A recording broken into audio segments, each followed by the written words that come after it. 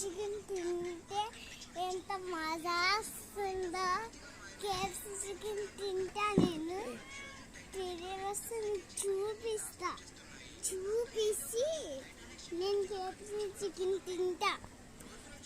తినే వస్తా వాటర్ అంటే తాగి వస్తా. నేను మా కేఎఫ్సీ చికెన్ తింటా అంటే చాలా మజా వస్తుంది. చాలా మజా వస్తుంది. చాలా మజా వస్తే ఈ చట్నీ ఉంది కదా, చట్నీ తీసుకొని తింటాం. తినే బస్తా కేఎఫ్సీ చికెన్ చాలా బాగుంటుంది. నా కూతురు మాటలు బట్టి తెలుస్తుందా నేను కేఎఫ్సీ చికెన్ వండుతున్నాను. దానికి కావాల్సిన పదార్థాలు 1/2 కిలో చికెన్, ఇంకా 2 గుడ్లు, 1/2 కిలో మైదా పిండి, అల్లం వెల్లుల్లి పేస్ట్, కారం, సరిపడా ఉప్పు, కార్న్ఫ్లోర్. చికెన్ ఇలా బాగా కడిగేసుకోవాలన్నమాట, చిన్న ముక్కలు చేసుకొని.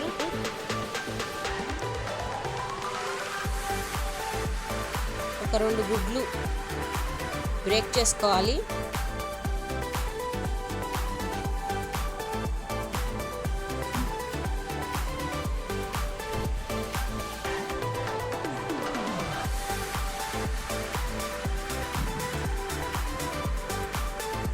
బ్రేక్ చేసుకున్న తర్వాత ఇలా బాగా గిలకొట్టేయాలి, మిక్స్ చేసేయాలి.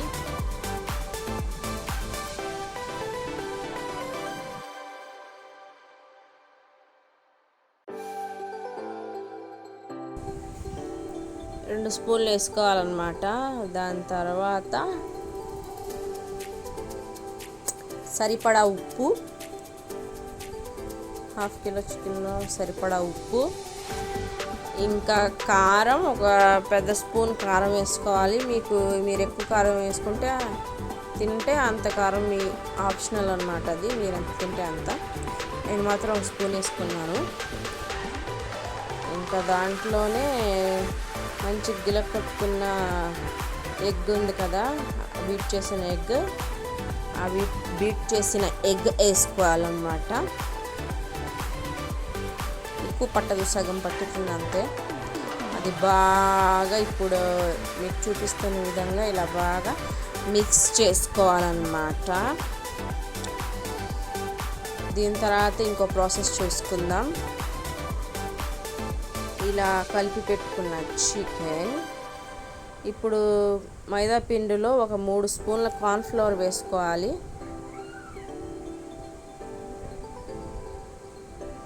వేసుకొని దాంట్లో కారం వేసుకోవాలి. కారం నాకు ఈ పిండిలో నేను 2 స్పూన్లు వేసాను అనమాట, అంటే పిండి కదా, సో సరిపడా ఉప్పు వేసుకున్నాను. దాంట్లో సరిపడా ఉప్పు అది కలిపేసాను. కలిపేసిన తర్వాత నాకు అంత రెడ్గా అనిపించలేదు, లైట్గా కనిపించాలి కదా, సో మళ్ళీ నేను కారం వేసుకున్నాను. మిక్స్ చేసేసి ఇలా మంచిగా మొత్తం మిక్స్ అయ్యేలాగా మంచిగా కలుపుకోవాలి.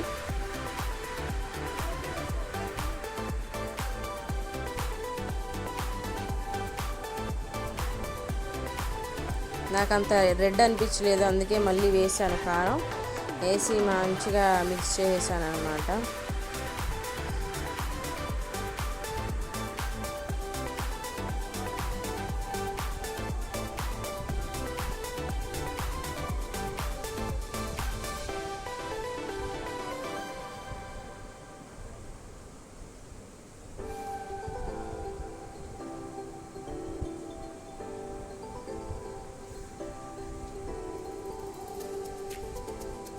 చూసారు కదా, బాగా మిక్స్ అయిపోయింది. ఇప్పుడు ఇంకో ప్రాసెస్ చూసుకుందాం. ఇలా ఒక చికెన్ ముక్క తీసుకొని అది కలిపిన పిండిలో వేసి సేమ్ అది వాటర్లో ఇలా డిప్ చేసి మళ్ళీ పిండిలో వేసి మళ్ళీ మిక్స్ చేయాలి.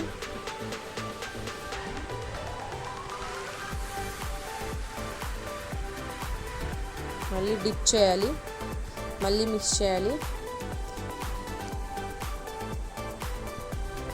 సో అంతే, అయిపోయింది.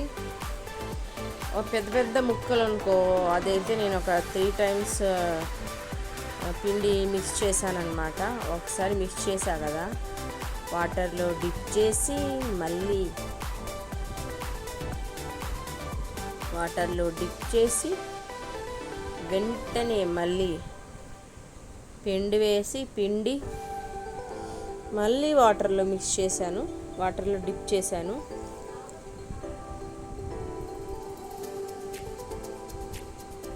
మళ్ళీ పిండిలో ఇలా చేశాను, అంటే కొంచెం పెద్ద పెద్ద ముక్కలు అయితే ఇలా చేశాను అన్నమాట.